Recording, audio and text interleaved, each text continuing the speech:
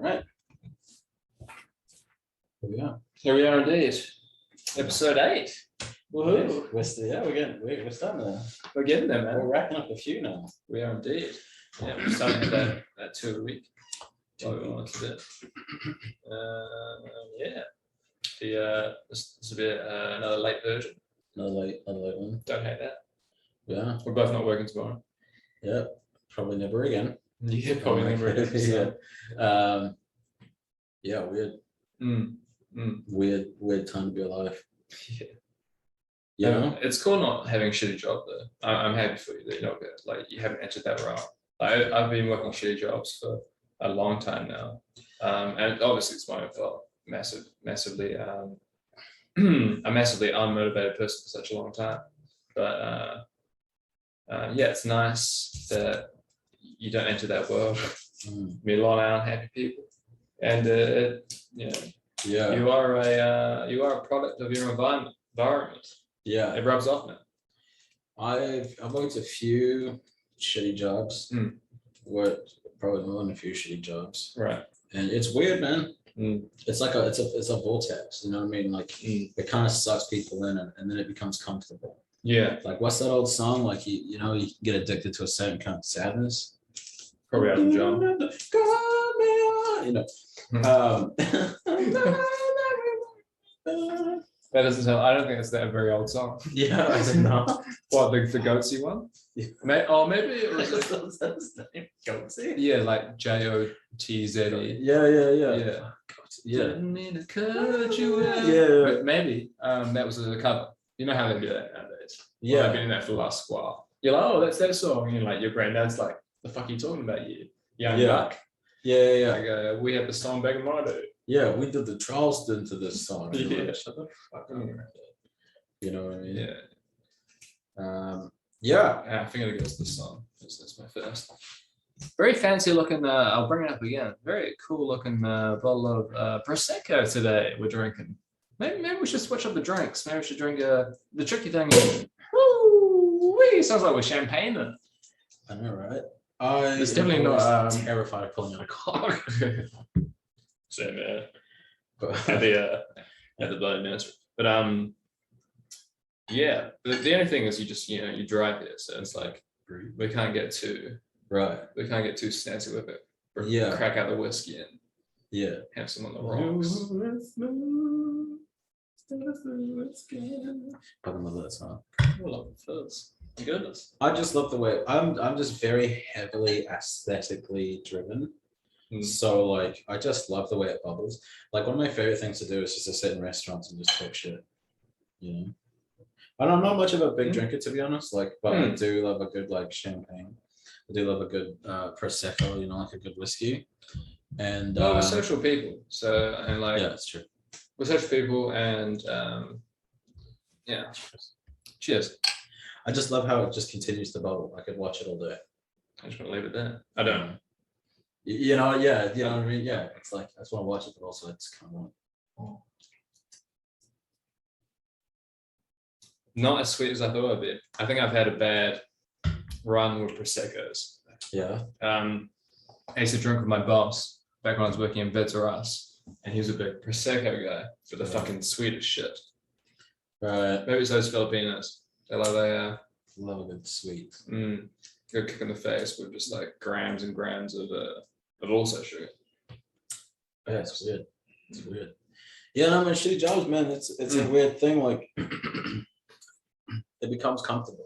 I think there's a certain kind of misery that becomes, you know.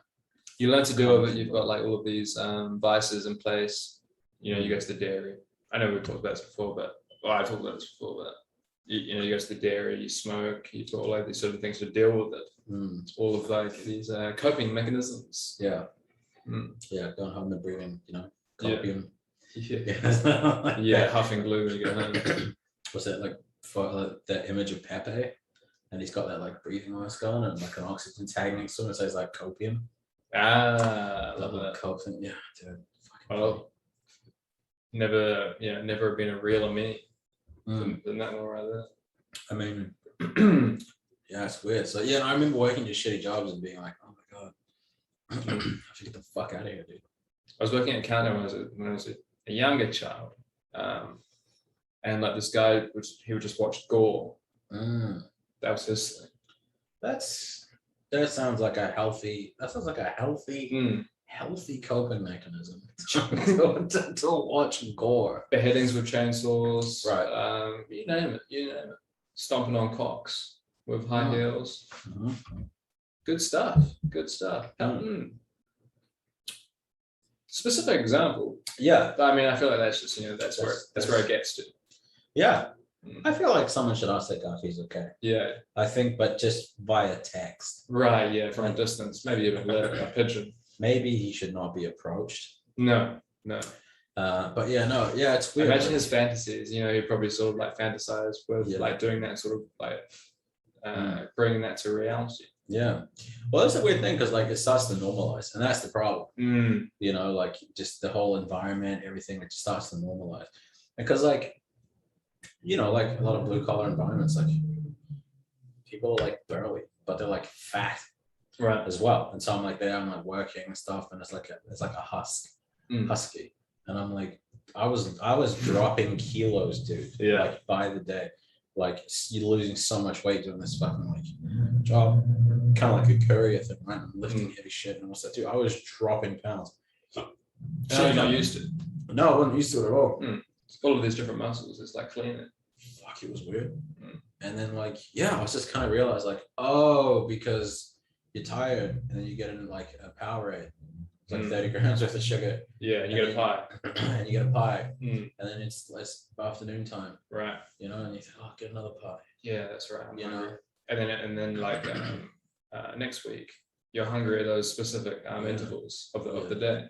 Yeah. That's the cool thing about intermittent fasting is like you don't feel hungry and like you don't. It's like skipping breakfast. Right. You just don't have that need for it. But it's a fantastic meal, and the most important meal of the day, children. But yeah, like it's fine. It's fucking weird. But the old routine works, the old brain, the old noggin, the old walnut. Yeah, I remember when I was in sales, there was a guy. He would be doing door-to-door sales. Let's do appointment generation for a company here in New Zealand. Man, I would watch this guy drink a Powerade and then like a Monster Energy drink. Back to back. Right. Like 2 pies. And your curse is a Powerade. That's strange. Fucking strange. Did he smoke? Smoked. And then in the afternoon we go to a bakery. You get like the American hot dogs. Yeah. Grab a couple of them. Yeah. Bro, fattest guy I ever met was actually working in the sales department at the time. So I was working at this digital marketing agency. And this is actually when I was head of the Facebook and Instagram department for that agency. Which was Keel at the time. Very cool. Still cool now. Yeah. I mean, you can claim that. I reckon. I'll give it to you. Thank you. I appreciate that. I try to be one of those people that, I don't want to be that guy that's like, hey, I did this thing once. And people are like, oh, sick, when did you do that? And I'm like, 5 years ago. And I'm like, oh, that's what have you done since then? And I'm like, I've been mostly face down. There's a certain comment. It's such a small fucking community, dude. Yeah. There's this person I know, and like it's basically all she talks about it. When we like catch up or when we're in the same environment, it's like just like past accolades. I've written this book. I've gone too far there. Right. She knows who I'm talking about. I'm not, because I don't actually know who you're talking about. But that's good. So she knows. She probably knows. It's just like Josh Jones has been blocked. But yeah, no, it's weird because like you it gets to a point where like it sort of starts to normalize. It's weird. The fattest fucking guy I'm head of the Facebook and Instagram department. I'm like all of 21 years old. Hell yeah. I'm 58 now. And he was black, kids. I know. You can do it too. I was black. I have become Filipino. You Michael Jackson. And it was weird, but bro, this guy was like 350 pounds, bro. He was fucking huge. He was on disability allowance. Bro, he looked like a bowling pin. Yeah. And he was bald. So, but And this is what I mean by like behavior. No, yeah, you know when you get a strike and that like guy, that weirdly animated guy just starts like fucking dancing. Yeah, And it's like it's the same animation throughout like all of New Zealand. Yeah, doesn't matter what like type of hall you go to. Yeah, what do you call these places? Like a bowling alley. Yeah, the alley's a good one. Yeah.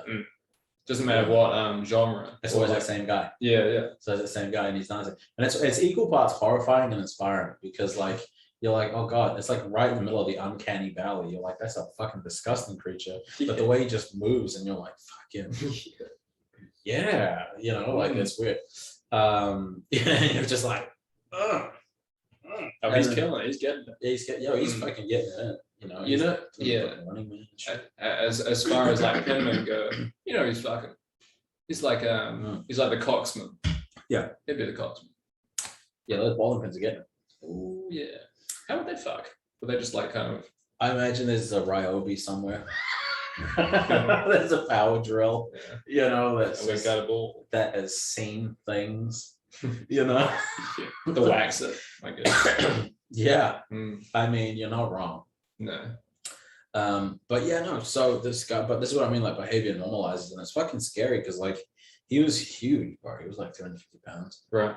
And enormous guy. Probably closer to 400 pounds. He was enormous. At that point where it's like, you're at least 300 pounds, like it doesn't really, sort of specifications don't matter too much. Yeah. Yeah. We've got an idea. But you know when someone's so fat that pants don't even look like pants anymore? They look like a distorted, uncanny version of pants. Like you're wearing shorts, and you're a very fit guy. They look like shorts. I'm fat, but like I'm not like fat, right? You're not fat. A little overweight, okay. I'm shaving it off for some. No one will call you fat. You reckon? Yeah, no one. This might be like a dysmorphic thing that's going on in my own brain, you know what I mean? Like, yeah. But it's nice to have that clarification. So thank you. But dude, yeah, sometimes people get so fat, it's like pants don't look like pants. It's because it's like the legs don't really gain weight like in the calves much. Yeah, that's why there's no definition there. Yeah, and so it kind of just goes like from the ankles, it goes pants, and then like fucking funnel. Yeah, that like wraps around them. Why is it they always these big fat guys? Why is it they always like have their shorts somehow tucked over their fupa? I have no idea. Why is that? Because it always is. Maybe that's just the natural resting position. Maybe they don't, and then it just ends up there. Right. Yeah. They sit down and get up with great difficulty. Yeah. And then that's how. It just.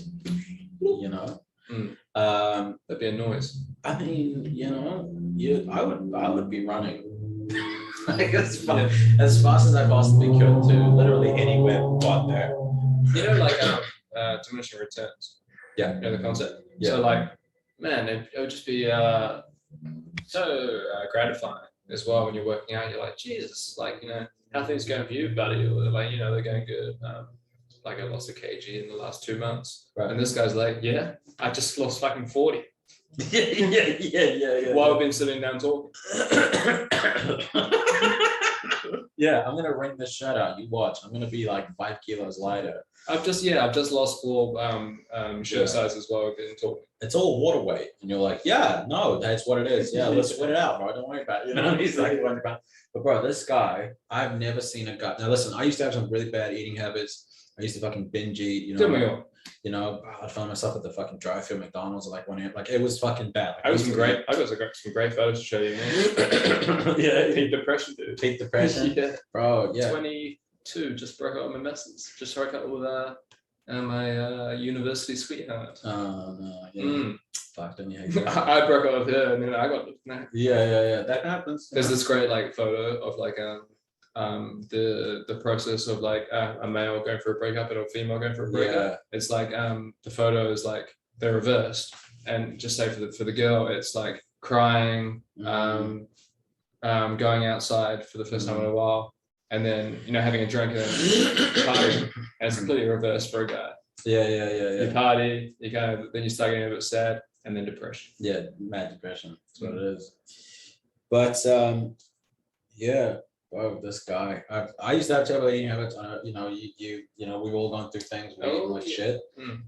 Fuck, bro. Not even for any reason as well. Yeah, but like, I've never seen anybody eat like this fucking guy, bro. He would come in the mornings and have his breakfast at the office, which you could do. It was a sales office. That like they don't give a shit. If you're selling, you're selling. They don't care what you eat. Right. It's a second breakfast. It's a second breakfast. Bro, I'm not even kidding. Probably fucking was.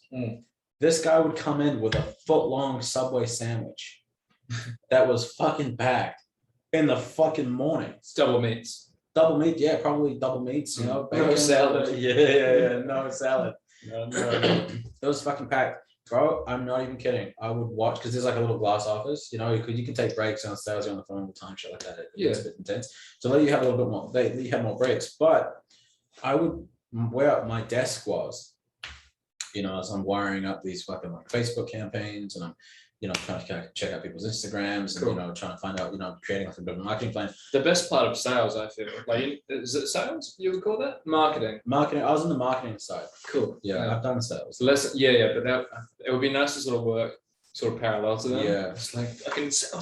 And you're just sort of like, this looks like good. Like, I'm really downplaying like what you do, but like, this looks like, you know, like a good, like sort of concept for our website. That is a lot of what I would do. I just like, that's right, big brain stuff. This is us. Clinks and like an animating room. They were such a prick company. We can go into that after, but they're just stupid. But anyway, a full fucking foot long Subway sandwich, bro, in the morning. Every time. Almost every day. And sometimes he wouldn't come in, and I think it's because he was ashamed of what he'd eaten. My manager, this fucking Samoan lady with like fat anger issues. Oh, I see. He would eat his breakfast out and then come in. Yeah. And most of the time he'd eat it like in the office, but he would go to the little glass meeting room. So it was like a little boardroom, but it was like, you know, it was all like a glass frontage. It wasn't being used at that time. That was his feeding. That was the trough. Yeah, bro, that was the fucking feeding chamber, bro. And I'd be sitting there and just watching him, and I'm not even joking. And like 7 to 10 minutes flat, it was gone. Right. The whole dude, it like didn't even enjoy it really. He enjoyed the sort of the purge. Yeah, the purge, bro. I can put food away. You know, if I'm really hungry. Yeah. I have never seen anyone eat something this quick. And like a Subway foot long, if you eat a whole one in like any reasonable amount of time, you just get bloated. You're like overfull. Dude, it's the classic thing when you have like 4 or 5 Tim Tams. You get to that 5th Tim Tam, you fucking, like the sweetness is just overpowering. It's fucked, yeah. It's the same thing with the Subway. You get 3/4 in, you hit that 6. Yeah. And if you're eating fast enough, you don't feel it. You're okay. You're okay. You can get 3/4 in. You're like, all right, now I'm starting to feel it. But yeah, and then it all hits you at once because you made the mistake of going like for that last quarter. You think waste not, want not.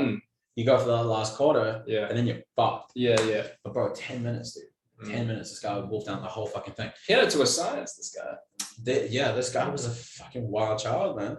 And he and then for lunch, McDonald's, like a bag, because you order a little double cheeseburger, you know. Then he likes to get a little spicy, a little 6-pack, a little double cheeseburger. That's a cute variety's the spice. Yeah, they give you that cute little bag. So they give it the small bag, right. Little frozen Coke, you know. What I mean? They give it the small bag, so it's less pressing to the fact that you spend $22. Yeah. Yeah, you feel good. You feel good, you're driving down that drive-through, you're feeling good. You're about to taste that warm grease, and then you're gonna hate yourself in like 20 minutes when it's gone. Yeah. But right now you're feeling good, You like these fucking chicken nuggets, but they're pure New Zealand chicken breast. Yeah. I'm eating clean. They're made with 100% chicken, like look at that. That can't mean anything pernicious at all. Yeah, no. Why do they have to specify that? I'm not worried about that.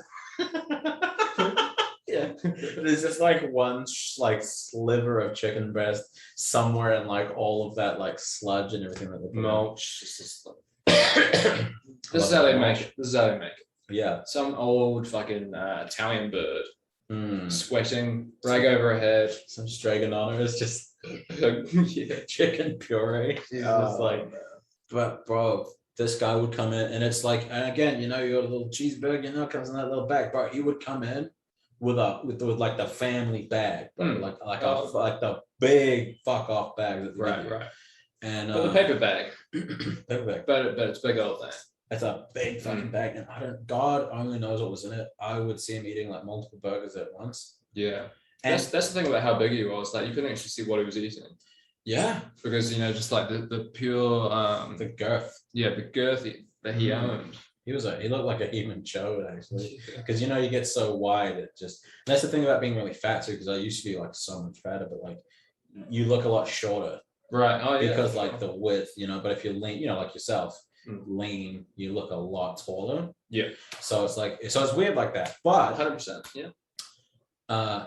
The thing that made me realize that it had been completely normalized for him was that my manager one morning fucking turned around and asked him, "Did you eat that whole foot long?" Oh no! The fucking like 9:30 in the morning, bro. Yeah. Did you eat that whole foot long? He goes, "Yeah." No. She said, "Did you eat that whole thing?" Yeah. And he goes, "Yeah." She goes, "That was so quick." Ooh. And he goes, "Yeah, it was only a foot long." It was only a foot long, right? And he was just like, she was like, oh, "Okay." Realizing that she was, realizing that she was kind of getting into it, but like not really, maybe it was offending him. How much further did you go there? Like, you're wrong. Yeah. He's like, "It's only a foot long." Mm-hmm. And she goes, "Oh, right, okay." That's the only course of action to go from there. Like, you either back away or you say, "No, you're incorrect, sir." Yeah. But he didn't get it. Like he did it, like genuinely, he was like, "What? It was only a foot long." Yeah, normalized it. It'll be like if you were just like, "Yeah, I had a cookie." "Well, it's only one cookie." Yeah. Or someone goes, "Oh man, this cookie was stale. You're gonna get sick," and you're like, "There's only one cookie." Right. Fine. It's probably like any of our eating habits, any westernized eating habit comparison to like a small Japanese, like a schoolgirl. Yeah, she gets like 10 grains of rice. And yeah. Have you been to Japan much, dude? Like the snacks they have there, they're ridiculous. Never been. They're for rabbits. Japan Mart's cool, but like their snack game, it's diverse, but it's all everything's fucking snack size, dude. Snack size, yeah. Yeah. It's not enough for daddy. It's not enough. It's not enough, Papa. I mean, yeah. Listen, I'm a linebacker shouldered fucking burly. When we're eating, we're eating. Yeah, Latin African kid. Yeah, I mean, every time I go to the Japanese restaurants, I mean, I like them, and I always treat it as more of an experience. Yeah. But like, yeah, I'm always hungry. I'm always hungry afterwards. Oh yeah. Because you get like a little thing of chicken, a little thing of rice, and then they always look at me and we're just like, "Hey, can I get more rice?" And they're like, "Yeah." Yeah. You know what I mean? Like, you ask for extra rice, they're like, "Well, wait, fucking hell, wants extra rice?" Some guys in the back's like, "Hey, want some extra rice? Give me some extra fucking rice." And then another guy's like, "We don't have any fucking rice." Like, we literally got one bag of jasmine. We're trying to make it last for like everybody. I think the Indian people, the Indian race. Mm-hmm. Is that a race? Have I got that right yet? Probably, yeah. We're just gonna keep like circling back to that. I think the Indian race are the biggest lovers of food. They have such a diverse range of food. Yeah. One thing, Gary. It's very diverse. But it seems like the majority of what they do with their lives revolves around food. Yeah. Meaning, a lot of chat. There are a lot of cultures that are like that, and it is very chatty. They're very chatty people. Yeah, they are very like. And it's fucking a lot of food, dude. It's a lot of food. It's a lot of food. They eat so much tarragon. Yeah, tarragon. They eat so much tarragon, dude. It comes out in the fucking skin. That's why they've got red, sort of like strange looking. Tarragon is this weird root. This is true, I believe. Yeah. I believe. I just love the idea that someone's going to listen to this and that we don't have like that C synthesis is getting closer every fucking day. Oh yeah. There's only so lucky we can get. Yeah. But man, because tarragon is in like a lot of their it's like this root, and it's sort of like tinged yellow. There's a bit of taste to it, but it's a yellow sort of spice, right? That comes from a root, and it's a very fucking potent thing. Like if you have some and you're not really used to it, you can smell like it the next day. And these they're in a lot of curries, dude. Yeah. They're in I would say most curries. Tarragon, turmeric is what I'm talking about. Turmeric, not fucking tarragon. Tarragon is also a spice. But anyway, turmeric. I cooked with turmeric. That yellow shit. I used to do like a orange. So it's like a mince sort of dish, right? And it was like, a lot of diced capsicum, a lot of stuff like that in it. And yeah, I'd put like turmeric in it, and it would fucking stain. Like It stinks, man. it stains. Like you'd put it in a container. Oh yeah, man. But the smell as well was so potent. And then, but you would put it in like a Tupperware container, and it would stain the container. It stains everything. It's a strange thing. It's a very sort of, I want to say abrasive, maybe. Abrasive might be the word, but like it really sticks. Really sticks to everything. And I think it has to do with like the skin color of some Indians. Like they're brown, obviously, but you know how like they have sort of like a red sometimes. There's like a reddish tinge to them, right? Or maybe even like a yellow. Yeah, right. I think it's the food they eat. Probably in such high quantities, like because no one eats more turmeric than fucking the Indians. I think it could be a racial thing, like there's a race of people that they hate. I think they just hate China. Yeah. So every morning there's just in the mirror with like a fucking like Sharpie just. They're just trying to delete that. Yeah, they're doing yellow face out in public. You know what I mean? They're out trying to. I see. They're trying to upset the Chinese. And the red dots for the American Indians. Yeah, it's not Indians, is it? It's American. It's the Native Americans. Native American. Yeah. Where were we? Before that tangent, we're talking about food. I think it's cool liking food, enjoying food. Oh yeah, that fat guy. We're with that fat guy, but just before we get back to the fat guy, like food for me is like it's sort of like a nice part of my day. I put a lot of effort into like the food that I make, and or like when I buy food, like I'm like cool, like I'm not gonna eat this while I'm standing up or when I'm like out or like I'd eat it in a restaurant for sure with friends. But like if I want to put something on, I want to watch something while I'm eating. I really want it to be like a whole experience. Yeah. I'm a big fucking fat guy inside, Yeah, a little bit Barry Manilow, like the candles. Well, really, I don't want to say that actually, because I think it's just nice to appreciate food. Yeah. I used to just sort of like eat at certain points and like it would be sustenance. But now it's quite nice to sort of, because I've always been a massive lover of food, but then it was like more like diet. I'm like, cool, like, and then it was more like addictions and things like that. Yeah. So it was like, but now when it comes back to it, like I'm like, all right, I love food, and if I can put extra bit of time into sort of making it a nice meal, then I want to watch some shit. Yeah, you know what I'm saying? Yeah. What I love to do is I love to get a hot butter chicken or a what's the yellow one? Oh, the korma. Korma. Grandma's think alike. I love to get a hot korma and just sit in the dark room. Yeah. I have a projector. Yeah. It projects a movie, and I like to just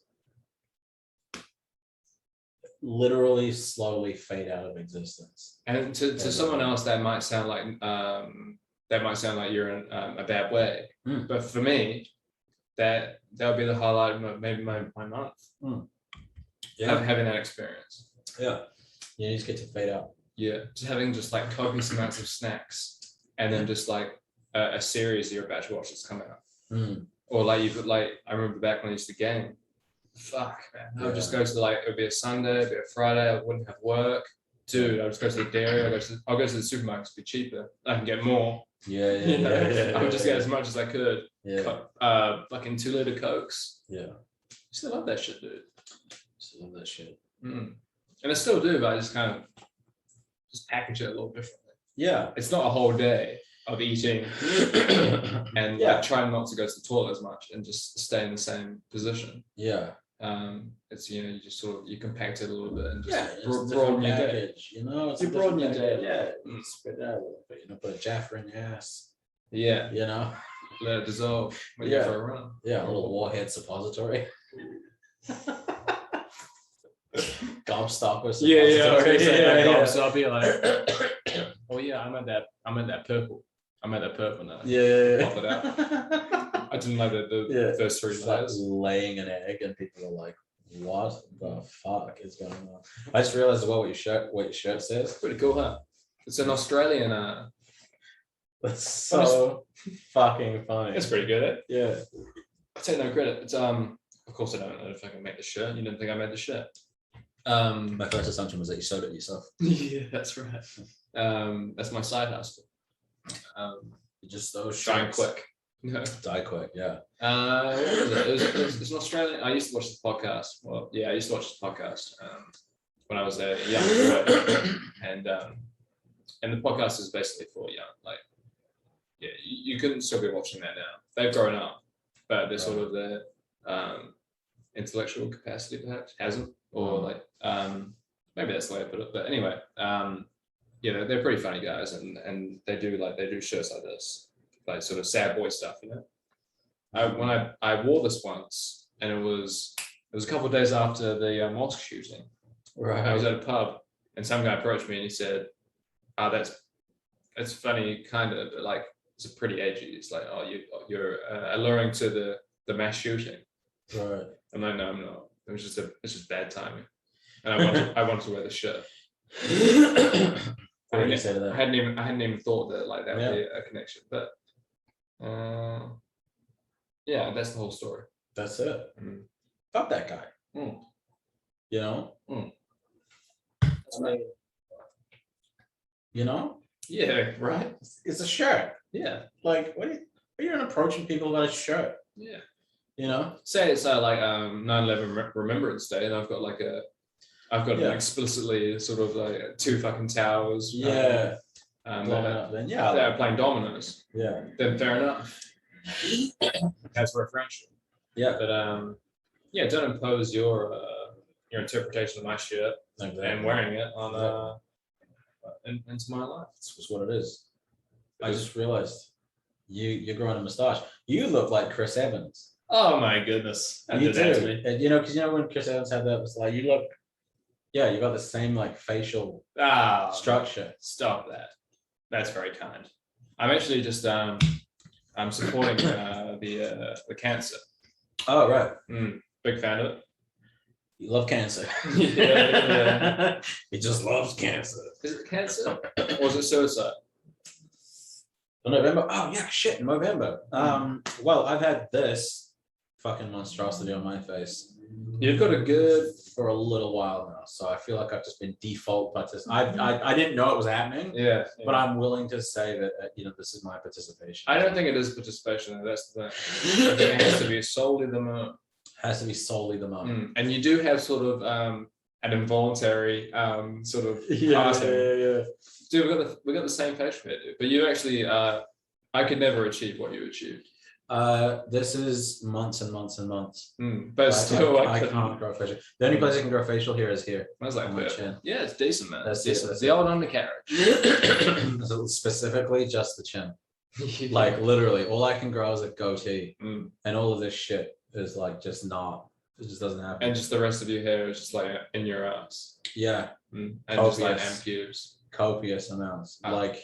Same here, man. Yeah, they wrote Rapunzel. It's a condition. It's kind of what Rapunzel was about. And then I got edited to be the hair on her head, but it just. How has that not been a skit yet? I feel like if it hasn't, then it should be.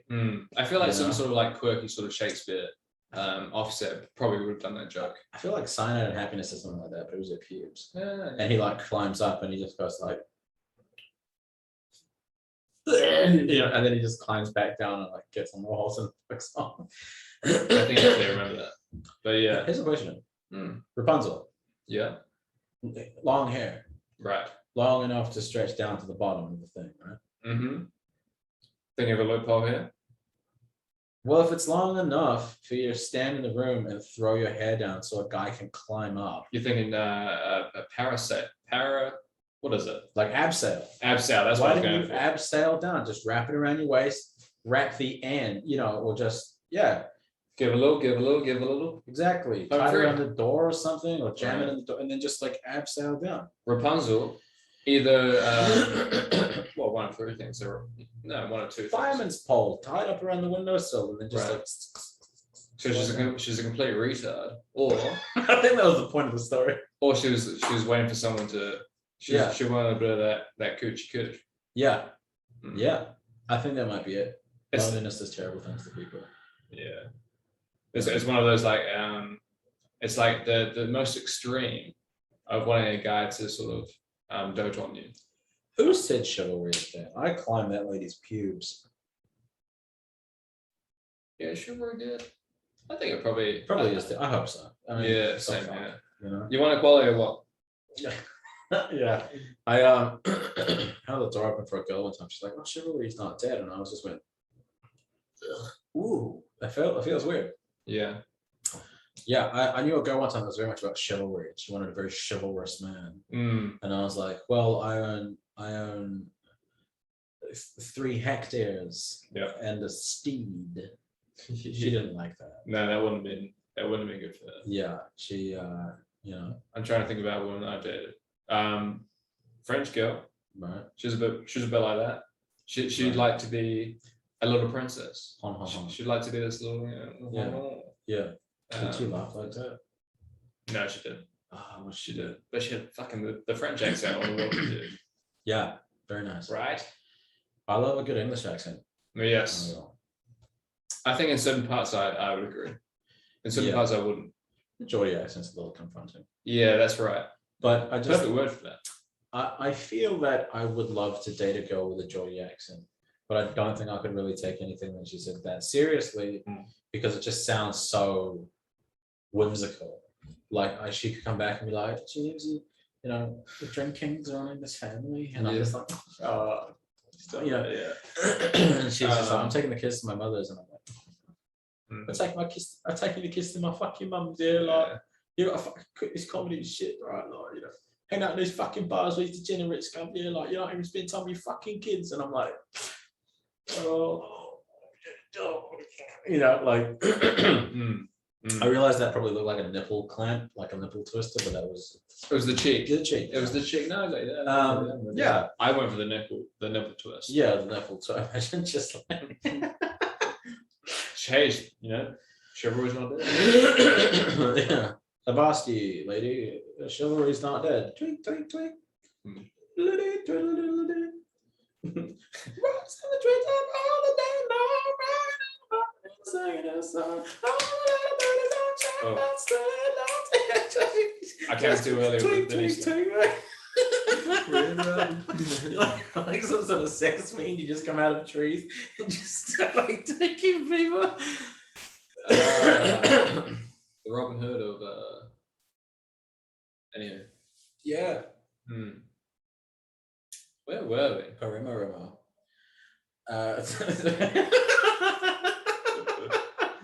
No, sorry, that was me. We went from like fat guy. Something I would say about fat guys. Fat guys who smoke. I've got the utmost respect for them. They go to work and they're shitting all day, right? And so, like, you know, it comes lunchtime. Let's say you've got a half an hour for your lunch. You've got to schedule a shit, a cigarette, and your meal. How stressful would fucking lunchtime be for you? You've got a half an hour break. Like, I mean, I used to be quite unhealthy, and so like I would kind of need to like shit sometimes during the day. I wouldn't be able to get that morning shit in. I think that's from stress from work. I lived in like a stressful sort of working environment, and so when you're not relaxed in the mornings, because I would have 2 hours before I started work. I would get up. I wouldn't be able to shit in that time. But I think it was from like the stress of thinking like, fuck, I've got work to deal with. It's going to be shit. And just stressing from that. And my body reacted in a way where it's like, all right, things are going to be unnatural. Yeah. So like, I feel like that's probably true of a lot of people. Do you need to go to the toilet? Right. Do you need to go to the toilet? Me? Yeah. No. Oh, no, okay. Tucking my legs in. You're making sort of movements to see like you sort of like holding something back. I thought it might have been a bodily fluid. What a wild thing to do in the middle of a podcast. It's just piss like in the chair. That would be, yeah. Good chair for as well. Very. I feel like they are absorbent. So why did Josh block you again? You fucking wild. When you guys have like a podcast? Yeah. In the chair. In the chair. Yeah. I've got to block you as well. Like, you know. Yeah. So yeah, big respect, big ups to fat smokers. Yeah, I feel like they just multitask. They smoke on You the know, toilet. just In listen, this day and age, they got a lit Marlboro in one hand and a pie in the other Mm. as they just sit on that, porcelain throne, and they're just, yeah, you know, it's hard kind of not to be a smoker when laws were so liberal for smokers back in the Right. day. You know, you just like like smoking restaurants. you can smoke in restaurants, You you can can smoke in the smoke in fucking non-smoking, smoking Yeah, cinemas, planes, and they still tell us that this is a non-smoking. That's how bad it was. They're still telling us it was a non-smoking. Is that are we just waiting for like those that old generation to die? I think they're waiting for them to die. Yeah. Mm. Is there just going to be a color where like we're not going to say anymore? We're wasting time here. Yeah. You all know they all died. They're dead. Yeah. Your parents are dead. Yeah. Guys, that's not been smoking on this plane for the last 50 fucking years, guy. Put the fucking cigarette out. Yeah. And the captain's coming down. He's just beating the fuck out of this old lady. We all are. We all are. I would. Mm. The funniest shit about planes is that if you cause enough of a disturbance, they will strap you to the chair and not let you out, That's pretty cool. which is fucking funny. Is there always what do you call them? A sky marshal? Yes, they're I marshal. think so. There always is. I think there's always a sky Is that their marshal. job, or they're just sort of they schedule shit around it? I don't know. How does that work? I have no idea. Yeah, Yeah, but I think I think different countries do a different thing. tell us in the comments. Yeah, tell us in the comments though. Yeah, our viewers, the copious amounts of viewers that we have. Us, Yeah, you and I'm I. gonna research it on Wikipedia later and post it in the comments. We need to start making other YouTube accounts. Yeah, So we get a few fucking views. Yeah. Sky for marshals, we don't know. We don't know. I don't know any sky marshals. But I feel like different countries will do different things. I've never seen a fucking sky marshal on Air Fiji. They're good though, aren't they? Yeah. That's how good they are. It's just plain dead. Yeah. No, so it's weird. Like it's weird. It's weird. But I would love to see someone getting the shit kicked out of them at 60,000 feet. Yeah. What level would you? Yeah. What type of disturbance would you have to make to like instead of just being sort of? I suppose it depends on the person how like sort of abrupt they've been. If they need the shit kicked out of them, then that's up to that person. If they made a disturbance and they're sort of told, hey, shut the fuck up, or they're just sort of held to their chair, then that's on them. I like to think that there's no rules once you get up above 30,000 feet. Mm. I Watch just this person sitting in chair saying, yeah, I get it. Yeah. I would just getting wailed on. Exactly. Like, there's like, what's that when you're out in the open ocean? Right, yeah. There's no law. It's international waters. International waters, yeah. Yeah, you're out in international waters. Yeah. Because I think on planes, the plane is governed by the laws of the land that you just left. So it's not quite like international waters where like, I don't know, Jeremy just fell off the boat. He brought his fucking roller skates and we hit a wave. I don't know what happened. He just kind of, his pants were down and some 6-inch fucking fish just fell into his ass. That's why it's bleeding. Yeah, I certainly wasn't having sex with him while I'm married to a woman called Janine on the mainland. No, definitely not. I'm not gay. Yeah, I'm not gay at all. No. Imagine the fucking detectives are sitting there like,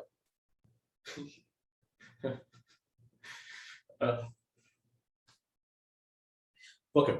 Book him just for anything he just said. Yeah. I don't even care if he did it. Literally, like I just fucking. Well, we don't take the gays in this country. Yeah. I just I don't know. You know what I think? I think that would be fucking hilarious. Yeah. International waters. International waters, but like on a plane. Be a fucking hilarious movie. Like for the next 36 minutes, all crime is legal. Ooh, like the third style, and it's just like, and then like everyone's like beating the fuck out of each other. Up in Like, the air. yeah, exactly. Yeah, And, good, people are like fucking beating each other up. Someone's eating all the desserts, and then that little cabin light goes on. Some retard goes to the fucking pilot, and then we're fucked. Yeah. Press a few buttons, and it's game over. I think they'll just barricade that door. Right. I think the pilot door is like 6 inches thick. Like it's a vault. But I just love the idea of just like they planned for it. Yeah, just fucking mayhem erupting on this plane. Mm. People just sucking and fucking and getting beat up. Yeah. And then all of a sudden you just hear this boom. We have now entered Indonesian airspace. Here's a thought. Only half of crime is legal. Yeah. Everyone's fucking on their phones. They're like, phones, fucking phones. They're just figuring out, trying to what laws are legal. And and then that's the whole movie. Dude, that should be a fucking bit. You should do that bit. Yeah, it's okay. That'd be fun. That was your bit. That's your bit. Hey man, you can have it. Ah. That'd be fucking funny. Just talking about like international law. Can you imagine? Like, we have now entered Dubai airspace. The plane is now governed by Sharia law. And everyone's just like, yeah. Ooh. All eyes are just on this like 12-year-old. Like, we have now entered Taiwan airspace. And what is rape? Yeah. How is rape defined in this? Come on and take the best of me now, baby. And she's like, I'm 13. Like, what the fuck? They're like, oh, ew. You said you were 12. Yeah. I don't know. Here's a thought. Why aren't all doorways to the fucking cabin 6 inches thick? I think they just want you to feel unsafe. Yeah. like I they think, want you to they just want you to have that sort of resting unease of like the passengers that surround you. I think the pilots want you to know that they could fuck you up at any given time. You know, they're like, thank you for flying in New Zealand. As they're coming out with like a Glock. I mean, but yeah, kind of what I mean is like, you know, like after like 9/11, why didn't they just fucking make planes with 6 inch fucking cabin things where like, Harry, you can do what the fuck you want, but you're not taking down this plane because the door says no. The doors are now this big, and there's no smoking. I don't know. They might have done something like that. It's a money thing. Probably, I imagine. Probably a weight thing too, I imagine. Yeah, probably that. There's really nothing. The thing with like airplanes is that there's really nothing that can save you if something goes wrong. Billy Connolly had a really funny joke where he's just like, when you're into a plane crash, like there's a life jacket under your seat. It's not going to save you. But when we crash into the side of this mountain, when archaeologists find us in 500 years, they're going to think there was a river here.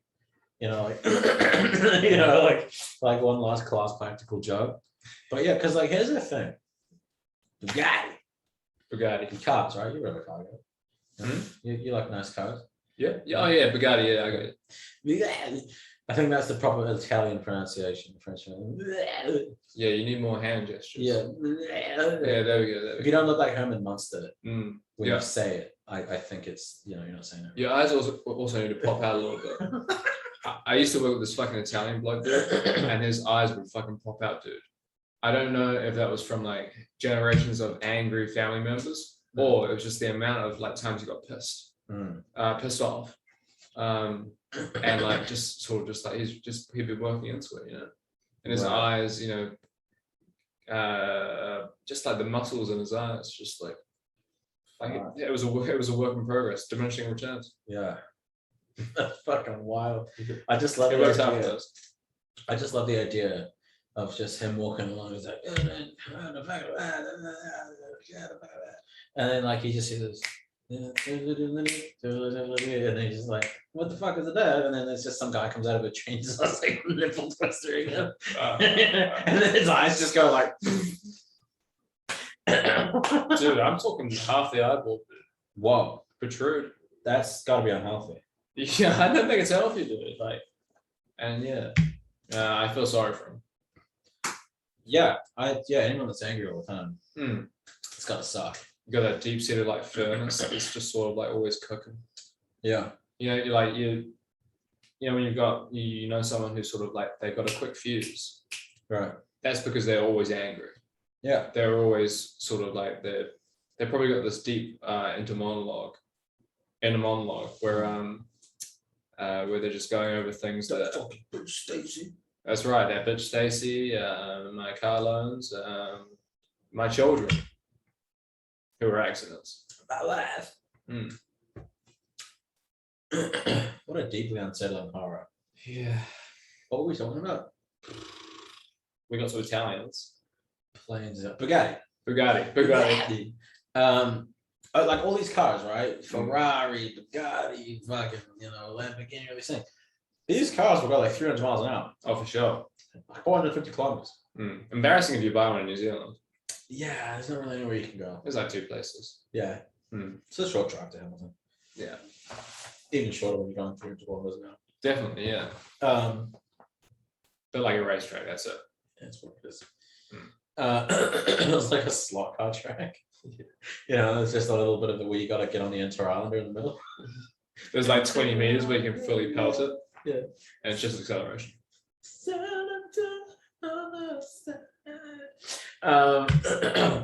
But no, but Okay. like, and I just feel like if you are going 300 miles an hour, which is about 450 kilometers, they give you a fucking seatbelt. Yeah, right. Can you imagine? Like, now there's nowhere on a There's public airbags. road, right? But on the salt flats out in Nevada, Mm. bro, can you imagine if for whatever reason you hit something and the tire pops? It will somersault the car, Yeah, and they give you a seatbelt. There's nothing that's gonna fucking save you yeah. at 300 miles an hour. There should be a certain point where like you exceed a speed and then it just pops off. Yeah. It just unclicks. Yeah, can you hear that seatbelt? Yeah, you hit like 250 miles an hour, and it just starts blasting. Come on, let's take Yeah. favorite. The seatbelts are popping off, and you can't get it back on. Like, you have to slow it to a complete stop before it will let you take it back out again. Yeah. And then you get like this message of like it's like a mental wellness check.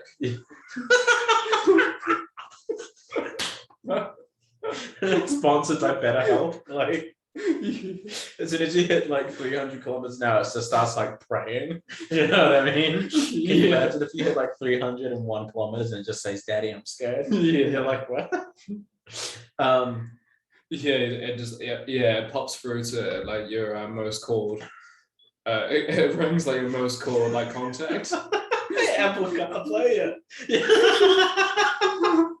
It's like hello. It's like this car is traveling at this fast. Calling mom. This is a pre-recorded message. You know. Reminds me of a game, actually. A really, really good game. But to finish that thought, there's nothing that's going to save you at 300 miles an hour. Definitely not. A fucking seatbelt's not going to do it. Mm. So at 400 something kilometers an hour, The only thing I would say that is seatbelt's not going to save you. if you can jump out of that fucking plane, you're right, aren't you? The average passenger jet cruises at 600 kilometers per hour, So how does that work? and they give you a lap belt.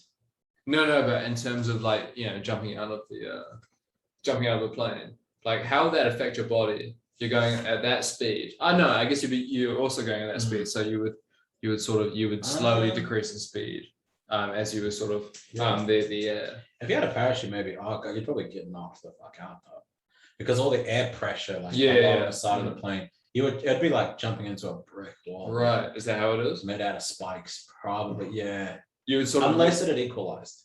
Yeah, that's what I'm saying. Like, has it equalized? It's like when you throw a ball up in the air when you're in a car, it sort of moves back. Yeah. Would it be kind of like that? I imagine so. Yeah.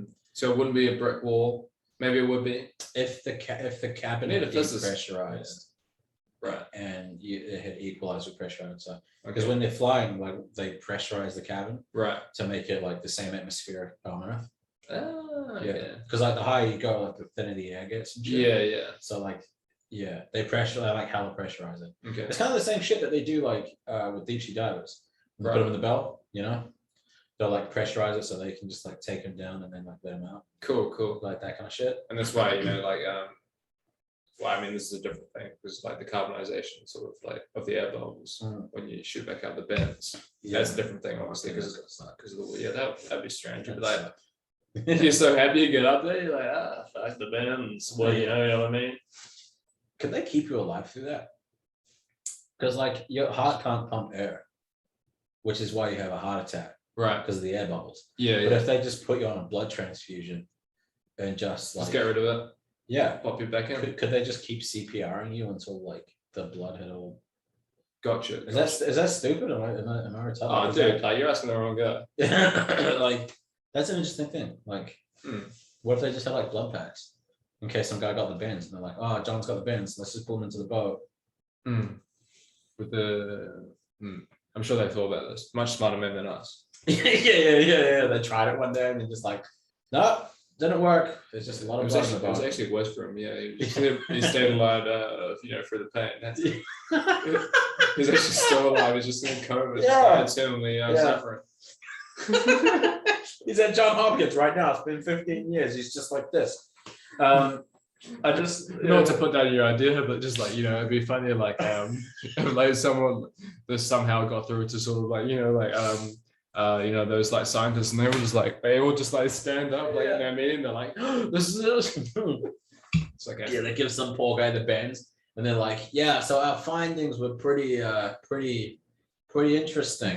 So it turns out that if he had just got the bends, he would have died of one fucking heart attack. But because of the blood transfusions coursing through his body, he actually had 15.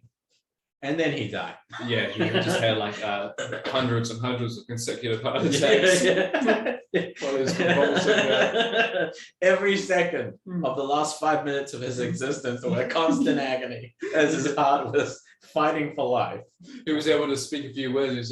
He wasn't just going through like the best moments of his life. He was going through all of the moments of his life. Shit, so the time he was at the drive-thru at McDonald's, the time he watched some fat fuck eat a foot long in 10 minutes.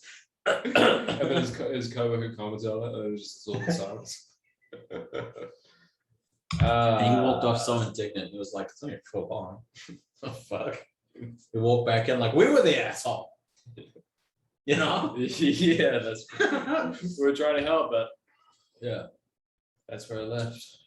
But it's interesting because a passenger jet is designed to get everybody out in 90 seconds. Cool. I've only watched that safety video. If only anyone watched that safety video. We watched it the first 5 times. I don't know how many times you went on flight. Probably a few times. But you watch about 5, and then that's you. You're like, oh, I know it all. Yeah, I'm well versed in the exiting of a plane whilst it spirals to doom. Dude, those fucking safety videos, bro. I went to New Caledonia. No, it was French Polynesia. We had a layover because we were going to LA. What a great name, right? French Polynesia. Yeah, it's nice. It's like classic French, dude. Yeah, right. Claimed. Yeah. They love their French damn. They didn't even rename it. They just added French to it. Yeah. You know, they just came over and on. And then they fuck up. So like they've done it to so many places where they're just like, we tried by that place, but we're not going to claim that. Fucking Syria. If you had to be born in that part of the world, the best places to be born would be French Polynesia, or American Samoa. Ooh, American Samoa. Because you're an American citizen. Yeah. So you could just move over. I feel you, but you have to there's got to be a way you have to go back. True. Is there a contract? A lot of those guys, like a lot of American, like, I mean, you already know this, but like, it's just a farm for fucking NRL players. I don't know. American football players. That'd be the funniest reason to just conquer a country. They're just like, hey, you guys are fucking good at American football, bro. Dude, I don't want to make it seem like I know shit. Because I don't. But I feel like that's how it is. They're like, you guys are fucking like built like brick shit houses. I feel like you'd be able to throw a football. Yeah. Hey man, more power to America. Fuck yeah. Because the French Polynesia as well. I think they're French citizens. I think they can go to France because I think their passports are French. Right. So they have access to all of the EU. It's not even Polynesian. Yeah, it's not even Polynesian. So don't worry about it. Well, you want to stay? Yeah, exactly. Because New Caledonia is a French territory. Yeah. So like you see French. I love that with you. And I appreciate it. But yeah, listen, I'm here to add value specifically with only one sentence. French. That the New Caledonia is a French territory. People are like, fuck yeah, and I never say anything useful again. Well, I'm here to add value, so. No, you had a ton of value. That winning smile and all that charm. Oh, stop that. Chris Evans, apparently. Yeah, you look like Chris Evans. You got that same facial structure. And the mustache as well, just kind of like sealed it, Well, I'm a hero. There you go. We can get you like a shield. You know what I mean? Just toss it. I still don't understand. Shields. Yeah. Oh, that's fucking good. I fucking love that. I still don't understand the physics of how he threw it with his arm. No one does. I think Yeah. what's his face? Did you watch the one of those action movies? Yeah. Where Spider-Man goes fucking the cool Spider-Man that everyone loves. Yeah. I love him. I love it. Also good looking man. Great looking man. This Spider-Man, I think. And he goes, what's the physics behind this? He calls him out. Yeah. Because like he's like a physics guy, right? Yeah. Or he's a scientist or whatever. I don't know Yeah. what he is. Yeah. Biologist, maybe? He's into spiders. Yeah, he's into something. Yeah. Yeah. You know, yeah. Basically just nerd. But it's just weird because like anytime he throws it, he always throws it with like, he never throws it like that. Like it's always like a, it's always like a with the it's an arm, overhand and right. he just it's an overhand, almost like he's maybe that's what he's doing. Maybe he's punch, but it's weird because like his whole, you never see him like with, because you know when you punch, like the force comes through the foot, through the torso, and then like around through the shoulders. Force smash, baby. Yeah, but he just has like open palm. It's like open palm. He just has the fucking shield, and he just fucking like tosses it that way. And I don't like, when does it disconnect? Like, does it just slide up his arm? How, like, what the fuck? I still don't get how like the physics of how he tosses it. I still don't. I feel like we could probably Google that, and it was some Comic-Con nerd would have been like, he would have asked that same exact question. Nerd. Yeah, well, judging on the trajectory of the moon and the sun, actually he throws it because he just does that. And Chris Evans, I've noticed you put on a better weight. Yeah. Chris, I noticed you don't have shields now because the theories as well, like the fan theories. Fucking wild. New Spider-Man movie coming out December 15th. Is that the one where it must be the one where it, like the dimensions. Yeah, all of the Spider-Man. What? All of the Spider-Man. Oh, is Tony gonna be there? I fucking think so. We're all a big Tony guys. We're memers, yeah. Well, you're a bit more of a meme than me, but I was like but I was also part of like the original memes, those sorts of things. And so obviously we're all a big Tony guy, just the same as we're a big Shrek person. But like, it's sort of you can't really explain to people who aren't. They're like, why do you like Shrek so much? Like, why do you like? I would love to have a picture of Shrek. I will have a picture of Shrek in my house when I'm an adult. Right. And then someone that will perplex others, but not us at all. Yeah. Same with Nick Cage. Yeah. I'll have a picture of Nick in my house. Yeah. Not for his acting. No. But for Nick. I thought when you said Nick Cage, I thought you meant the singer.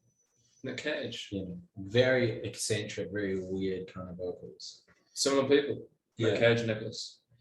Literally. I mean, what can you do? But yeah, I just find it so funny. Like, to go back to the plane thing. Right. They're like, hey, don't worry about it. Safest way to travel. Look at that. We'll give you a lap belt. Knowing that we're going A, too fast to fall, and B, if we do, it's like,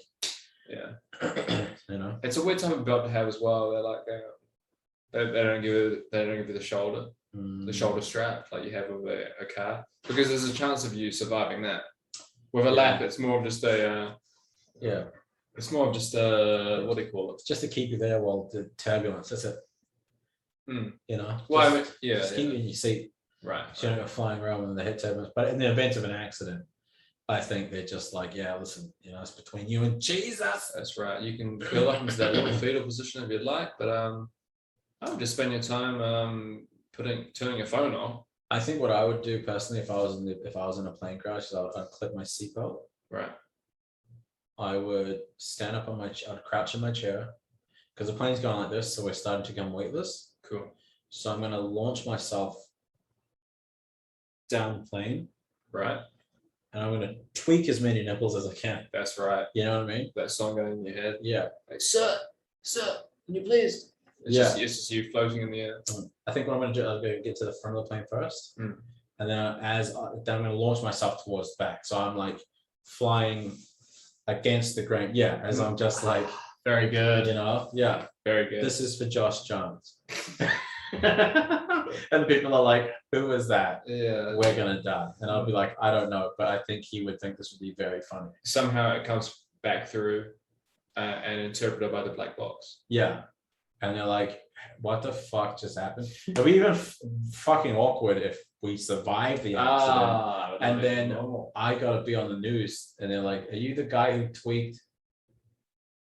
Are you guy who sexually molested? Yeah. Did you accost like 50 people on like during a plane crash? Yeah. And like, yeah, I said a buddy of mine. I mean, like it's an inside joke. Like, he would find it funny. He got like as you just like behind, like wearing complete orange. Yeah. And Mexican jail. I mean, listen, when he's watching air crash investigation, he's gonna get a chuckle. Oh yeah, that's right. Yeah. just me like having a beer and go, huh.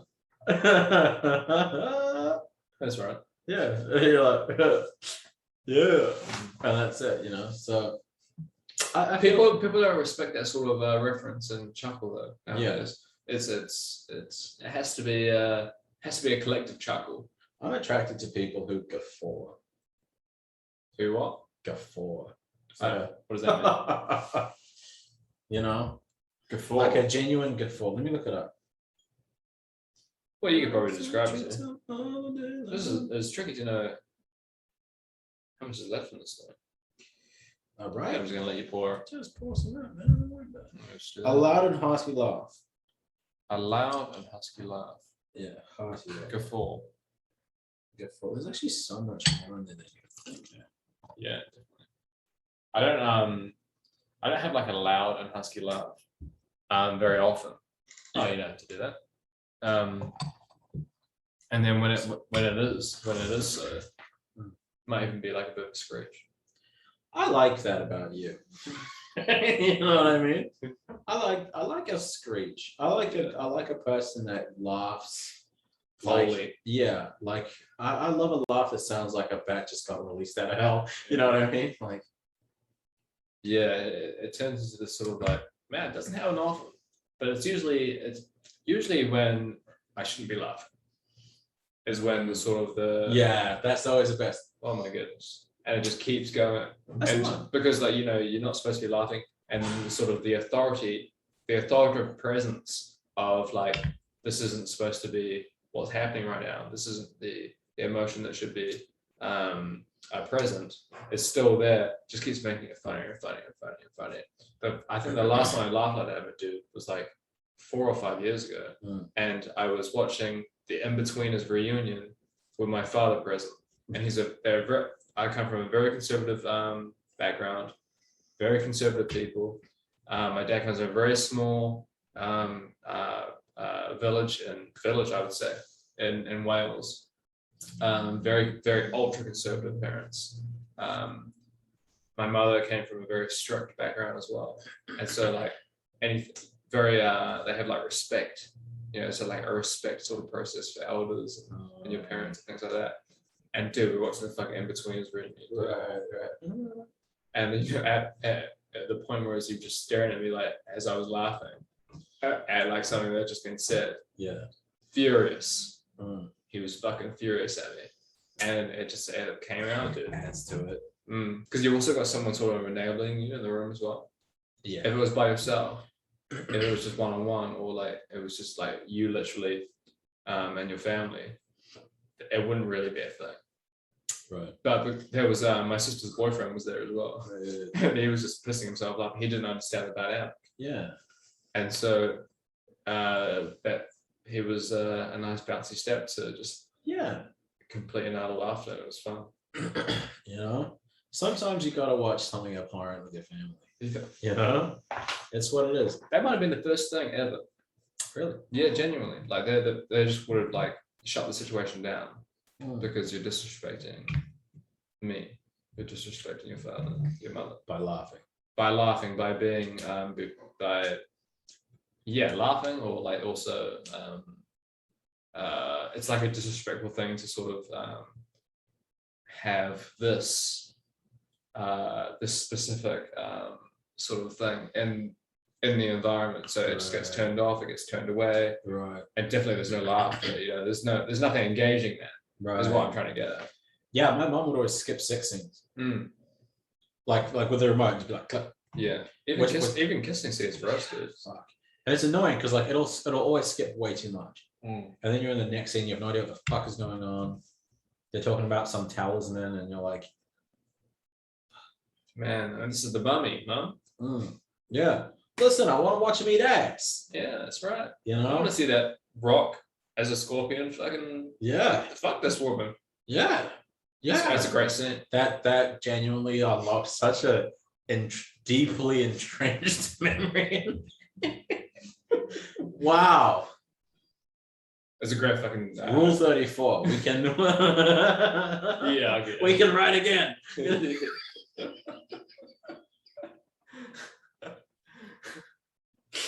It's there. Yeah, fantastic.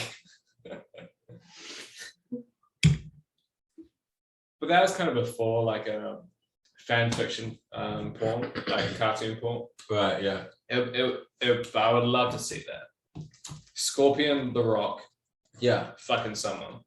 It makes me wonder, like, before like the internet, did people just draw that and keep it to themselves? You know what I mean? Like in a flick book.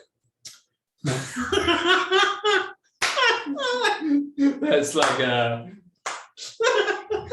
that's a real appreciation to the crowd of masturbation. Yeah. Can you imagine? And he's like, oh yeah. And then he What have realizes, you been doing for the last fucking 2 months? yeah. Don't worry about it. Yeah, and then he realizes he can't jerk off and flick it because he's right-handed. So he's gonna do it all again. He's got to get his sister to fucking get it for him. Yeah, he's just like, hey bro, listen, you can't judge me, but like, I need you to just flick it. It's a picture book. No, don't look inside, please. I just need you to flick this for me from outside my room with the door half shut. And just no questions asked. I need a few minutes. Yeah, it's like a pantomime. Fuck. Good night, everybody. Yeah, good night. Fuck it, let's leave it there.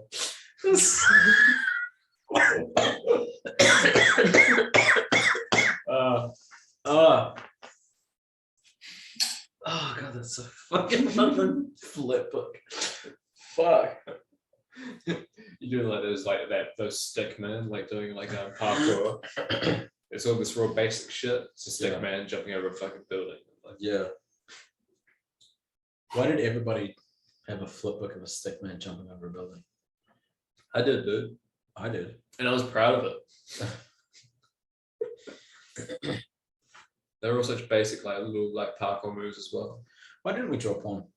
Yeah, why didn't we? Well, we didn't need to. That's the thing. We didn't need to draw porn. You only do what you need to do. That's true. I had Women's Weekly. You know, I had like catalogs of dude. My mum's like into like fashion. You know, I had those books. I had Vogue, dude. So I had sort of like classy. It's not porn at all, but it's just classy anorexic chicks. It's porn enough when you're young. Yeah, That's gotta be the episode title. it's porn enough when you're young. That's not even like really it's porn enough because it's like for a child my age with very little to go on, and I'm looking at models, wearing like all of this nice clothing. That's top tier. I never really had to go lower than that. Yeah, I never really had to dig deep for like looking at sort of like a bit of like a bulge, you know, from like some woman on Women's Weekly. And trying to see a dick, you know, like bulge is the wrong word. it's the right way. Maybe it was. It's the right way. Yeah, no, I know what you mean. I never had to sort of really like use my imagination too much. The days when cleavage would be all it took, you know. Now you got to watch some midget getting strung up to a ceiling fan and whipped, you know. Yeah. She's speaking Icelandic or something, and that makes it better. Yeah, and just piss all over herself, and the fact that she's you know that she's got like she you know she's taking sort of you know she did this for money. Minerals. You know she's taking minerals, so you're like it's gonna smell. That's just right. You know, it's just not gonna be pleasant for anyone involved. That's right. You know. But it's that sulfuric sort of like yellow. Me and so I've been an entrepreneur since I stood 1'12", and when I was in year 7, me and a brother of mine, there was a kid who stole some porn mags from his older brother, and we bought them from him at a fucking premium, by the way. Of course. Fucking like $10 a pop, which is actually like in terms of like market price was probably like way undervalued. Yeah, but it put a lot on the line. And like selling anything at that age, you're like, fucking that. It's anything I'm making. Sold the kid a condom for $10 one time.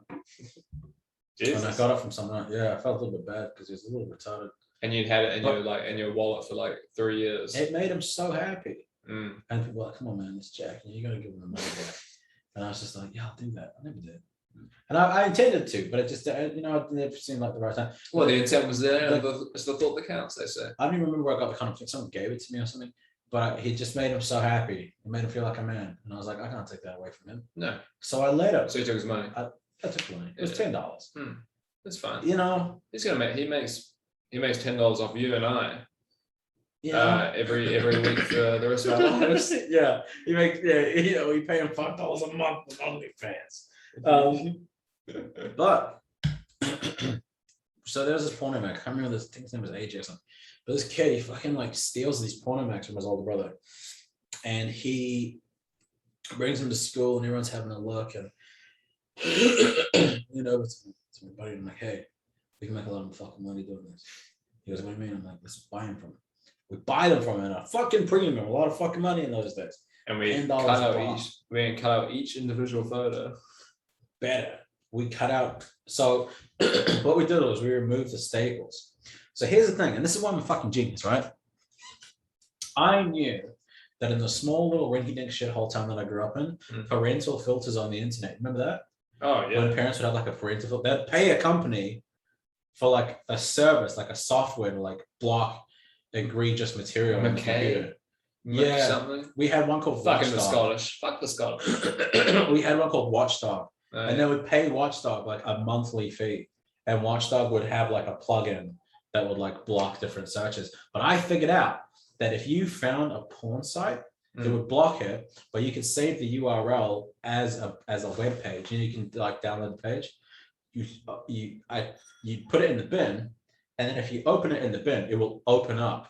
Wow. In the bin folder. You figured out that loophole. Figured out that loophole kind of on accident. Yeah. Just fucking really trying to figure out this. Yeah. Good old Windows 95, bro. I figured it out. So Windows 95, dude. Amen. Fucking Windows 95. It was a good time. It was a good time to be alive. You can figure out loopholes back then. But they were there. They were there. And so we bought these porn mags, and we took staples out, and we took all the pages out. And what we did was we put them in a clear file. So we had a different clear file for each book. We take them to school. And what we basically would do is we'd go to the different kids, right? The different boys, and we'd say, look, you want one of these pages? We'll photocopy it for you. Because I know that your fucking parents got that parental filter. You can't be looking up no porn. And we know you want to jerk it.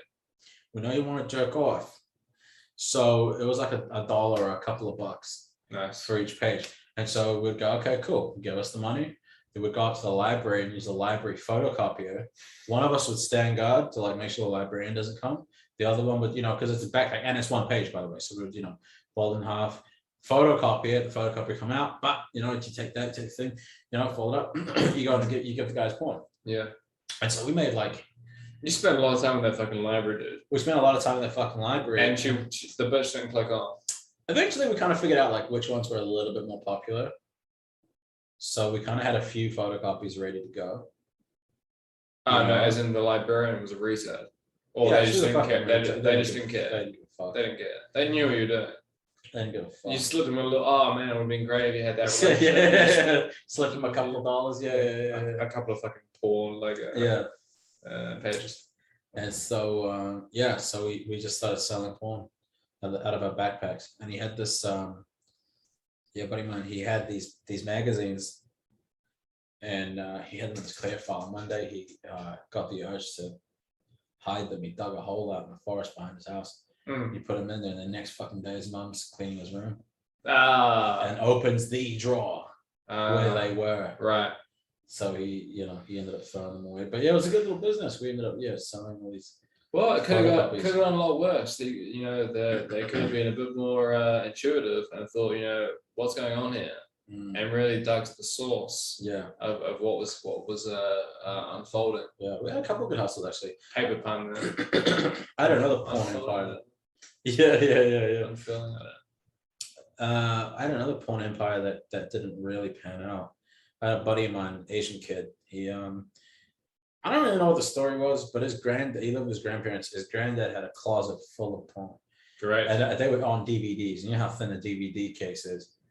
Bro, like waist height. And he said, now my buddy said, yeah, he's saving them for his son because his son's in the army, his son's in the military. That's what's going on. So he's holding them for his son. Asian bloke, right? Asian guy, yeah. The Asians, man. The Asian man. They don't get to express themselves. They've got all this pent up sexual energy. It was wild. And so I said, look, buddy, this is what we can do. I'm gonna go buy a case of blank CDs. Burn. There are literally so many. I'm not kidding, dude. Like waist height. There were hundreds of DVDs in this fucking thing. Perfect. And they'd all been burnt from something else. So I said, look, give me 5. And these were far from the days of flip through magazines. Yeah. And because I think It's he the had DVD age. It was a DVD age. You get a DVD player left or something. Every now and again, sleep into his granddad's room and take one of the DVDs and watch it or something. Put it back, replace it. So I said, look, give me 5. Asian bloke. Give me 5. 5 he won't notice gone. Mm. And I'm going to burn them onto these blank CDs. And And then I had the this old laptop, the old switcheroo. I had this laptop, and I burnt hours of porn onto these blank CDs. Mm. But it was really weird because it was almost like super amateur shit, like and it was like how like that's what all fellas are into. Dude. No, I feel like like the older you get, like the more you're into amateur because it's realer. Yeah, it's realer. Like I used to be into like super sort of what do you call it? Cinematic shit. It's like highly produced. Yeah, highly produced. It's like, oh, like this girl like going here, and like you're all in on it. You know what's going on, but like now I like the amateur shit. And it's the intimacy. Yeah, it's the intimacy. And so, but like The Ring or something, how like it's all like the tapes all like cut together and then it will go to some other thing and then that will be a little bit. It was kind of like that, like it was 2 people fucking and then it was just some couple in their apartment or something. It was just like a weird fucking like had like a snuff film, but there was nothing violent that went on. Yeah. But it was just like a compilation of all shit. And so and then one of them was actually like a Tory Black, like a feature, like a film, like Tory Black, which was really really young, like when she just started. We all know Tory Black. Yeah, and which was weird, and then so now, and she's got a family and kids, and so it was a whole weird thing. But anyway, I burnt all these fucking blank CDs, and I took them out. I'm selling them out of my backpack. I'm like, to these kids in my school, the other kids in my year, and I'm like, hey man, listen, porn, and they're like, yeah, like listen, man, $5 a CD, because it was like $10 for a pack of like 15. Right. So $5 a pop, making fat margins, daddy's waiting his beef. And so I didn't sell a single fucking one. Oh. No, because I think by that point, the parental filter thing had passed. I see. So that was a whole fucking thing. It's a shame you didn't sort of like had like a trial period of like before you really went full. Yeah. Before you you dove in, you're like, yeah. You know what I mean? I've been involved. See, because one of the things like with this company thing that I'm doing now, people are often very much like, oh, that's so cool, like it's awesome that we're doing, like, but people often kind of assume like, oh, that's the first thing you've done, right? And I'm like, no, from the age of 18 to 23, I was involved in the startup, launch, and colossal faceplant, all fizzling out of like 9 different businesses, like 4 different clothing labels. There was a headstone company, there was a real estate company, there was like a food truck idea that I fucking had. There was like some amusement park thing, and then I was a real estate agent, so I tried to do like that for a while, like all these different things. But it's funny because like when I look back, I'm like, if I count all the entrepreneurial ventures that I've done, like I really go like all the way back. Right. It's been like decades of just trying different shit. But yeah, it's that bittersweet thing because you're like, yeah, I made the investment, I took the risk, and my porn empire just kind of died. You gotta, like the Challenger, bro. Like it kind of just, But at least you knew that. You gave it a crack, I tried it. and it's good to know. And you're obviously you're good friends with failure. And Yeah. I feel like it's good to be very close with failure, because then you're more likely to try new things. You're like, oh well, fuck it. I've fallen flat on my face 1,000 times. The worst failures I think are like the first ones, I think, because you're not used to that. You're not used to it. You've got an expectation. Yeah. And then you're like, all right, so this is how this usually goes. Yeah. I've watched movies. I've had conversations with myself in my head about how this is going to go. Yeah. You've got expectations, and then you fall flat on your face. You're completely humbled, and then you can grow from there. Yeah. Stand-up was great for me, man, because I'm like, I failed so many. Well, I've been a big failure for a lot longer than I've been doing stand-up, and so like things have been like, well, failing and stuff. So like, it humbles you, dude. It humbles you. I think like it does get to a point, I think, like, because most risks that people take fail.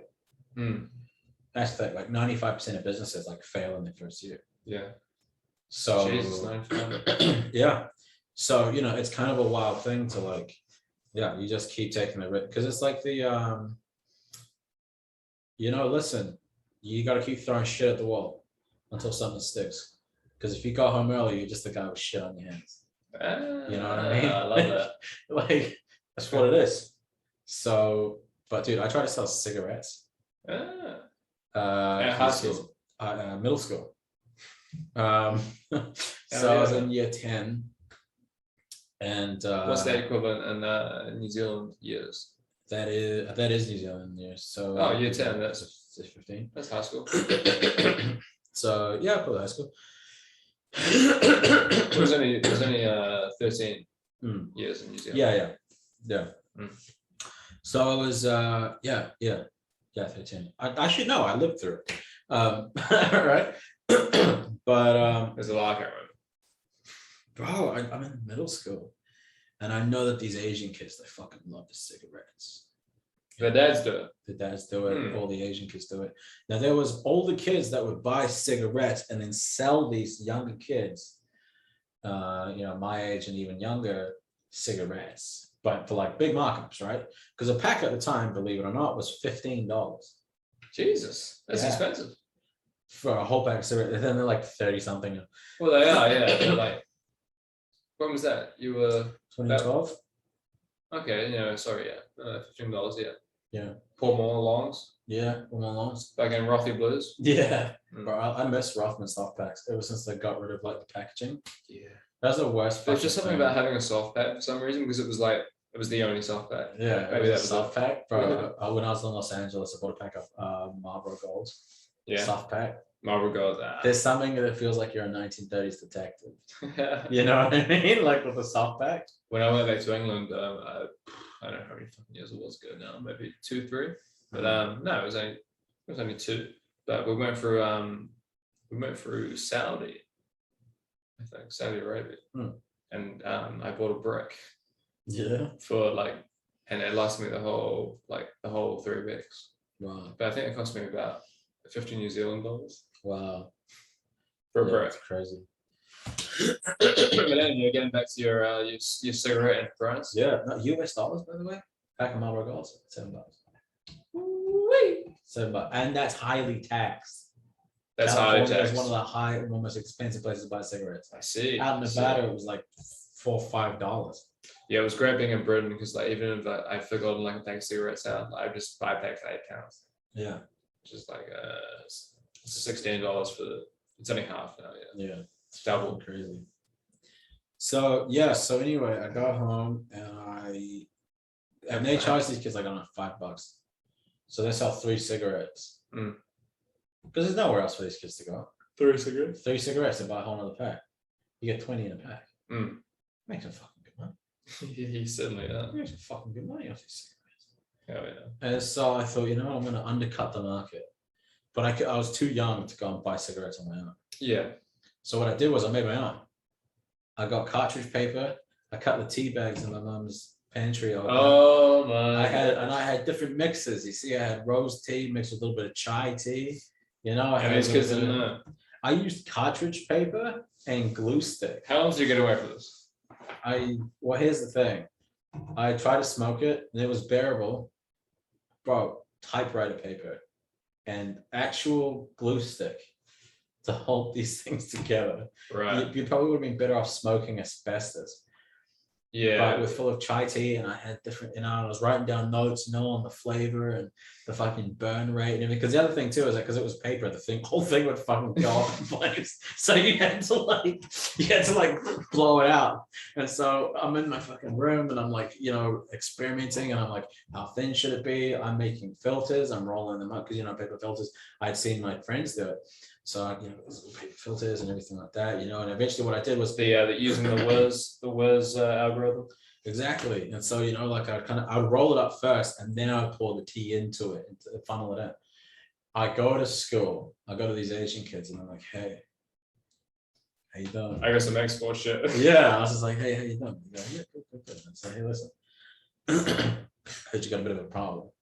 And I'm not even kidding. This is literally how I approach them. Like 14, 15 years old. Yeah, you've been thinking about it all night. Yes. I'm a salesman, So I was like, hey, listen, I heard you got a problem. And they go, what do you mean? I go, well, you like cigarettes, right? They go, yeah, we love cigarettes. Everyone kind of looks around. What are you not? Yeah. No, you're not. Yeah, we like cigarettes. Yeah. They're like, yeah. Cigarettes. I was like, cool. How much do they charge you? These cigarettes? And they go, I don't know, they charge $5 for a cigarette. I'm like, how much? Wow, fuck. Right. And so I was like, okay, well, how much money you get? Because these kids would pull their pocket money. They'd buy one cigarette and they'll fucking share it, at the back or something. There'll always be a rich kid, he's got a fuck, and he's smoking a cigarette. He bought it from the older kids. That's pass one out. Yeah, exactly. There's now you owe him a favor kind of thing. And so if he needed homework or something done, he'd be like, hey Scott, I need a favor from you. He takes you into the toilet. Yeah. And you never forget. Yeah. And just a random examples, hypotheticals. It wasn't as hypothetical for some people. But yeah, no, he so anyway, I go to him, yeah, look, I got these. So it's $5 a cigarette. Yeah. I said, well, look, I got some cigarettes. I'll give it to you for $1. And they go, $1? I said, yeah. So you guys got $1? They go, yeah, we got $1. I said, okay, well, look, I pulled them out of my bag. I made like a little box as well on my own to keep them, because the thing was that if you just put them loose in your bag, all the fucking tea would spill everywhere. Of course. And they have to be upright. That'd be upright. You have no idea that'd be upright. They're like, oh. So anyway, and I'm not sure if you a genius or a retard. Bro, they look like a fucking props they got from like a shit play. And so I was just like, yeah, I got these cigarettes. And they don't look like cigarettes. And I go, listen, I'm making myself. And shit you not, verbatim, I'll never forget this till the day I die. I said, yeah, listen, they don't look like a normal cigarette. I've made them myself. I have a special blend. And I have a special blend. I put fucking tea leaves in them. And so I was like, yeah, look, I've got a special blend. And ever the salesman, I was like, listen, if you don't like the taste of the cigarette, if there's little issues that you have, you can tell me and I'll fix it. You know what I mean? But as long as you keep buying these cigarettes from me, I'll make sure that you like them. So you give them one for free? No, I gave them one for $1 each. So they go, okay, yeah, I don't have to spend $5. Yeah, I'll buy it. Yeah. I got $6 from 6 Asian kids. Right. And a couple of them were in my year, a couple of them were a little bit older, a couple of them were a little bit younger. They're right, they fucking stick together, of course. I only got 6 cigarettes because I made them specifically for them. Because I know that these 6 kids were the 6 kids that would buy cigarettes all the time. There were other kids, but I didn't know the frequency. I didn't know how often. But these are the 6 kids I always saw smoking. Yeah. So I made 6 cigarettes for them. And so I said, you know what? It's $1. So try it, see how you like it. Right. See how you like it, And well, of course, you had 6, you gotta fucking sell them. You're not gonna get them for free. Cool. They never talked to me again. They would like fucking avoid me and then I ended up making one and it was fucking terrible. Like, bro. Did you watch them smoke it? Fucking printer paper and tea leaf. No, I yeah. didn't watch them smoke it. You didn't watch them smoke it, you fucking ran. No, I just You knew what was going to happen. Well, it You'd was you'd already had a taste. yeah, it was lunchtime. You know, they weren't going to smoke it while anyone was at, but fuck yeah. They Oh, okay, they didn't just line up. Straight away. No. No, they never talked to me again. Hey, yeah, and I mean, compared to a real cigarette, it was probably the worst fucking thing you'd ever And they tried. also knew the difference, which is cool. But like, I had in my head like this fantasy that like maybe like placebo worked. It's magic, and you pulled it off. But Not that time. No, not that time. No, they literally never talked to me again. And I moved school the next year, so Fuck them. Doesn't fuck matter. 'em. Yeah, fucking doesn't matter. So looks like Big Tobacco won. Big Tobacco did one. Yeah. But that was unreal. Big Tobacco, yeah. Good night, everybody. Yeah, good night.